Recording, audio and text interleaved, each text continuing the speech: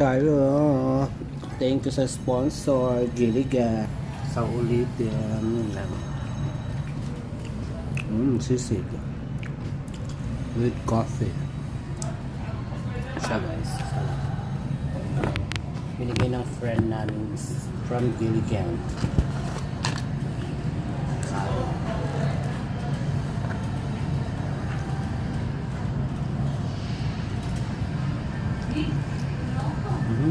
What? Marami siyang mayonnaise na. Pero masarap yung ano nila. Ha? Masarap siya, kaya lang maraming mayonnaise. Chicharon?